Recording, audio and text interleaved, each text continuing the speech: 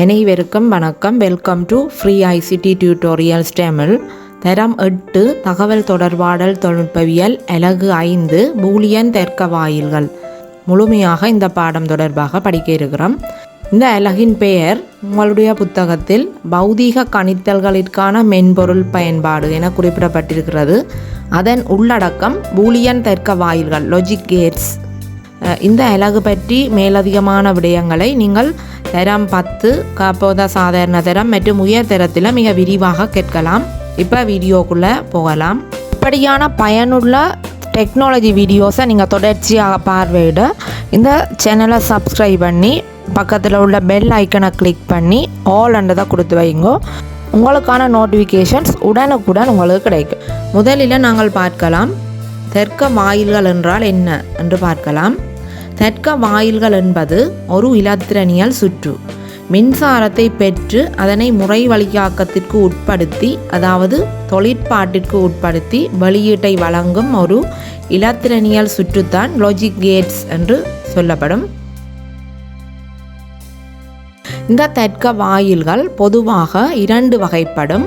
அடிப்படை தர்க்க வாயில்கள், பேசிக் லாஜிக் கேட்ஸ், சேர்மான தர்க்க வாயில்கள், காம்பினேஷனல் லாஜிக் கேட்ஸ். இப்போ கிரேட் 8 அடிப்படை தர்க்க வாயில்கள் பற்றி மட்டும்தான் படிக்க போகின்றோம். சேர்மான தர்க்க வாயில்கள் பற்றி தரம் 10 படிப்பீங்கள். தர்க்க வாயில்களின் வகைகள் 2 உள்ளது என அறிந்திருந்தால் இங்கே போதுமானதாக இருக்கும். தர்க்க வாயில்கள் என்றால் ஒரு இலத்திரனியல் சுற்று, அதாவது எலக்ட்ரானிக் சர்க்கிட் என முதல்ல பார்த்த நாங்கள். இந்த இலத்திரனியல் சுற்றானது மின்சாரத்தை நுகர்ந்து சில முறை வழியாக்கங்களிற்கு உட்பட்டு வெளியீட்டை தருகின்றது. இந்த 2 வகை தர்க்க வாயில்களுமே இந்த செயற்பாட்டை தான் செய்கின்றது. ரைட், இப்போ நாங்கள் அடிப்படை தர்க்க வாயில்கள் பற்றி படிக்கலாம். அடிப்படை தர்க்க வாயில்கள் 3 உள்ளது. அண்ட் தர்க்க வாயில், ஓ தர்க்க வாயில், நொட் தர்க்க வாயில். அண்ட் ஓர் நொட் என்பவை கேபிட்டல் லெட்டர்ஸில் தான் நாங்கள் எழுத வேண்டும். இந்த ஒவ்வொரு தர்க்க வாயில்கள் எப்படி இருக்கும், அதன் இயல்புகள் என்ன என்பது பற்றி தான் நாங்கள் தெளிவாக படிக்க போகின்றோம். இந்த 3 வகைகளுமே மின்சாரத்தை அடிப்படையாக கொண்ட இலத்திரனியல் சுற்றுக்கள், எலக்ட்ரானிக் சர்க்கிட்ஸ் தான். இவை 3ம் வெவ்வேறுபட்ட இயல்புகளை கொண்டதாக இருக்கும். இப்போ அண்ட் கேட் பற்றி படிக்கலாம். இதன் நியம குறியீடு பின்வருமாறு தான் அமைந்திருக்கும். இங்கு AB என்பன உள்ளீடுகள், தனி உள்ளீடு வராது, குறைந்தது 2 உள்ளீடுகள் போட வேண்டும். இங்கு வெளியீடு A into B. இதில் இன்டு என்பது என் கேட்டுக்குரிய ஒரு சிம்போலாக காணப்படுகின்றது. அதாவது 2 உள்ளீடுகளுக்கு இடையில் ஒரு புள்ளி இடப்படுகின்றது. இந்த உள்ளீடுகள் மற்றும் வெளியீடு எல்லாமே வயராகத்தான் இருக்கும். இப்போ ஒரு வயரின் ஊடாக மின்சாரம் பாய்ந்தால் 1 என குறிப்பிட வேண்டும். வயரின் ஊடாக மின்சாரம் பாயவில்லை எனில் 0 என குறிப்பிட வேண்டும். இப்போ உதாரணமாக உங்களது வீட்டில் மின்குமிழ், அதாவது லைட் இருக்கும், அதற்குரிய சுவிட்சும் இருக்கும். இந்த ஆளி, அதாவது சுவிட்சை நீங்கள் ஆன் பண்ணினால்தான் அந்த வயரின் ஊடாக மின்சாரம் பாய்ந்து மின்குமிழ் ஒளிரும். சுவிட்சை நீங்கள் ஆஃப் பண்ணினால் வயரின் ஊடாக மின்சாரம் பாயாது, அந்த மின்குமிழ் ஒளிராது. இங்கு AB ஆகிய வயர்களின் ஊடாக வருகின்ற மின்சாரம் இந்த என்படலைக்குரிய நியம குறியீட்டினுள் சில மாற்றத்திற்கு, அதாவது முறை வழியாக்கத்திற்கு உள்ளாகி வெளியீடு கிடைக்கப்பெறுகின்றது. இப்போ இங்கே AB என்ற வயர்கள் உள்ளீடுகளாக உள்ளன. இந்த 2 வயர்களின் ஊடாக மின்சாரம் பாயலாம், பாயாமல் விடலாம். ஒரு வயரின் ஊடாக மின்சாரம் பாயலாம், பாயாமல் விடலாம். இப்படியான சந்தர்ப்பங்கள் இருக்கின்றது. இப்படியான ஒவ்வொரு சந்தர்ப்பங்களிலும் ஏதோ ஒரு வெளியீடு கிடைக்கப் போகின்றது. இங்கு மின் மோட்டார் மூலம் நீர் தாங்கிக்கு நீர் செல்லும் அமைப்பு காட்டப்பட்டுள்ளது. இதுதான் பிரதான நீர் செல்லும் பாதை. இங்கு வேல்வ் A மற்றும் வேல்வ் B ஆகியன உள்ளீடுகளாகவும் இந்த டேங்கினுள் நீர் செல்லும் செயற்பாடு வெளியீடாகவும் கருதப்படுகின்றது. இங்கு வேல்வ் A மற்றும் B ஆகியன திறந்திருந்தால் மாத்திரமே நீரானது டேங்கிற்குள் செல்லும். அதாவது உள்ளீடுகள் 1 அமைந்தால் மாத்திரமே வெளியீடு 1 அமைகின்றது. AB 2 வேல்வுகளும் மூடியிருந்தாலோ அல்லது 2 வேல்வுகளும் இவ்விரண்டு வேல்வுகளில் ஏதாவது ஒன்று திறந்து மற்றது மூடியிருந்தாலோ தண்ணீர் நீர்த்தாங்கியினுள் செல்லாது. ஆகவே வெளியீடு 0 அமைகின்றது. தொடராக ஆளிகள் இணைக்கப்பட்டுள்ள அடிப்படை மின் சுற்று மூலம் AND கேட்டை விளக்க முடியும். இங்கு உள்ளீடுகளான A ஆளி மற்றும் B ஆளி.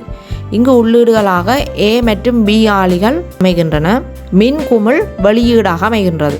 இங்கு A B ஆகிய இரு ஆளிகளும் ON ஆக இருக்கும் சந்தர்ப்பத்தில் மாத்திரமே மின்குமிழ் ஒளிரும்.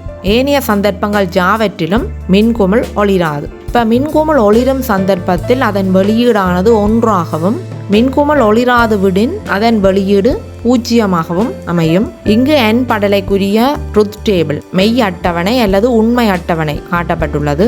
இங்கு மின்னோட்டம் பாயவில்லை என்றால் 0 எனவும் மின்னோட்டம் பாய்கிறது என்றால் 1 எனவும் கொள்ளப்படுகின்றது. இப்போ உங்களுக்கு ஒரு டவுட் வரும். இந்த ட்ரூத் டேபிளில் நாங்கள் போடும்போது இந்த 4 தடவைகள் போடப்பட்டுள்ளது 4 லைன்ஸில். இந்த தடவைகளை எவ்வாறு நாங்கள் தீர்மானிப்பது என்பதை பற்றி பார்க்கலாம். இப்போ உள்ளீடுகளின் எண்ணிக்கைகளை அடிப்படையாக கொண்டே இந்த உண்மை அட்டவணையில் உள்ள தடவைகள் தீர்மானிக்கப்படுகின்றது. 2 எண்ணாவது அடுக்காக காணப்படுகின்றது.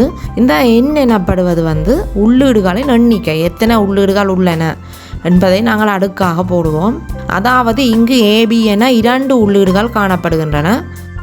ஆகவே தடவைகளின் எண்ணிக்கையானது 2 தர 2 4 அமைகின்றது. அதுதான் அந்த உண்மை அட்டவணையில் 4 தடவைகள் வந்துள்ளது. இப்போ உதாரணமாக 3 உள்ளீடுகள் ABC என்று 3 உள்ளீடுகள் அமையுமாயின் 2 இன் 3ஆம் அடுக்கு 2 தர 2 தர 2 என 8 தடவைகள் அமையும். இங்கு AND படலையில் உள்ள உண்மை அட்டவணையை பார்த்தீர்கள் என்றால் 2 உள்ளீடுகளும் 1 1 ஆக அமையும் சந்தர்ப்பத்தில் மாத்திரமே வெளியீடு 1 ஆக அமைகின்றது.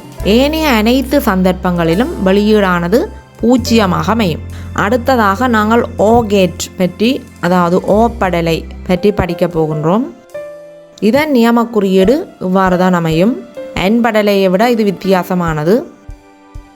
இங்கு A B ஆகிய இரு உள்ளீடுகள் காணப்படுகின்றன.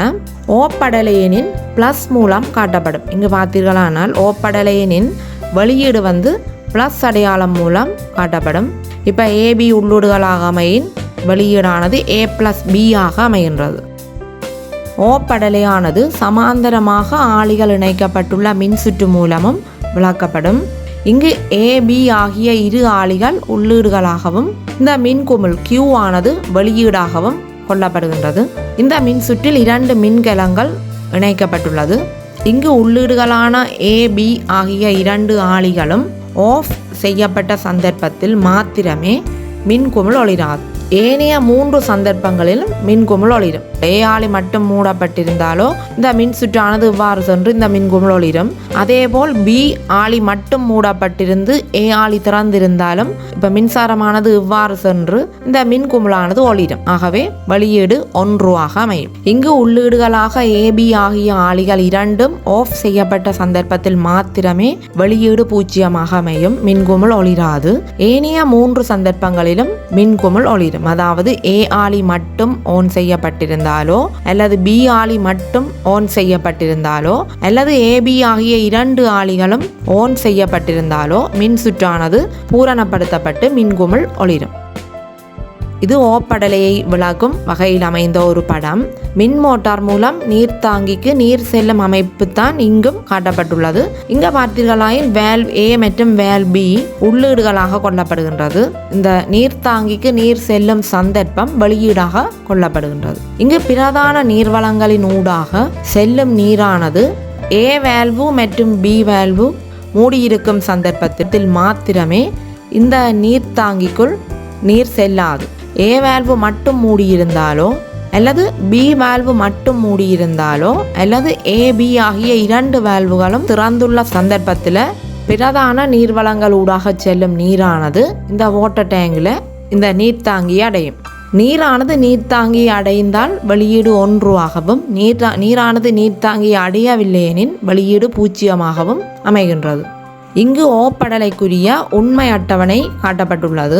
இங்கு AB ஆகிய 2 உள்ளீடுகள் காணப்படுவதனால் மெய் அட்டவணையில் வரும் சந்தர்ப்பங்களின் எண்ணிக்கை 4 அமைகின்றது. இங்கு AB ஆகிய இரு உள்ளீடுகளுமே 0 காணப்படும் சந்தர்ப்பத்தில் மாத்திரமே வெளியீடு 0 அமையும். ஏனைய சந்தர்ப்பங்கள் யாவற்றிலும் வெளியீடானது 1 அமையும். அடுத்ததாக நொட் கேட் பற்றி படிக்கலாம். நொட்படலையின் தொழிற்பாட்டை விளக்கும் அமைப்பு தான் இது.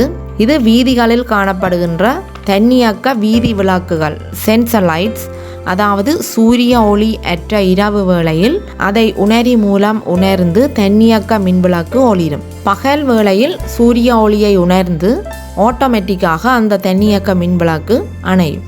நொட்படலை நியம குறியீடு இவ்வாறு தான் காணப்படும். இந்த அமைப்பாகத்தான் இருக்கும். அதாவது ஒரு முக்கோண உருவமாக வந்து ஒரு வளையம் ஒன்று காணப்படும். இங்கு பார்த்தீர்களாயின் ஏ என்ற உள்ளீடானது நொட்படலையினுள் சென்று ஏ டேஷ் என்பது அல்லது ஏ பார் என்பது இங்கு வெளியீடாக காணப்படுகின்றது.